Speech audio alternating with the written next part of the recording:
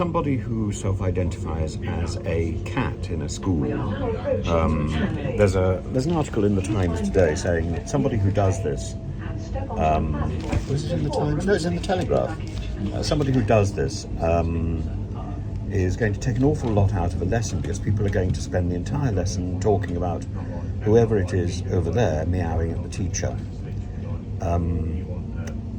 The big ask is to sit there and listen to someone answer like that, and not to have to be the main talk of the classroom rather than the lesson supposedly being taught. Well, this slightly misunderstands the purpose of education. The purpose of education is to focus on the student's development, and the lesson is sort of a doorway to that. The lesson is the route to that development. We don't spend the rest of our lives retaining the information about the Civil War or the geography of Thailand.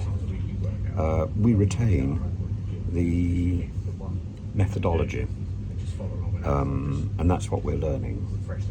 And we're also learning more about ourselves. So if somebody wishes to self-identify as a cat, they wish to pull focus, then I think it's probably wise to deal with that. We should also celebrate imagination and play acting. It's the stuff of early learning. I mean, if it's going on into secondary school as it is in Rye, well, that's just the oddity of development. But we indulge a child who holds a doll's tea party, and I think we should indulge somebody who self-identifies as a cat. But I don't suppose they're expecting a litter tray, or to eat off the floor, or indeed to constantly groom themselves. I think their identification as a cat is entertainment, and that should be taken in the spirit in which it's presented. Also, I think if a few people are identifying with animal characteristics, it shifts the attention away from those people who are struggling with their self-identity as transgender or as gay or whatever.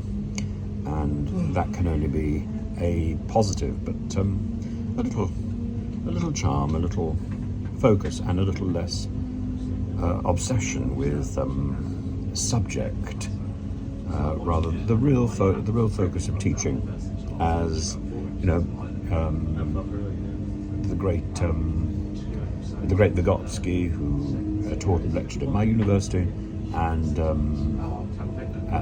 indeed Piaget, is about the development of the self, the development of children, and learning empathy. And I think identifying as someone else, identifying as something else, is encouraging that transition to a more empathetic being. And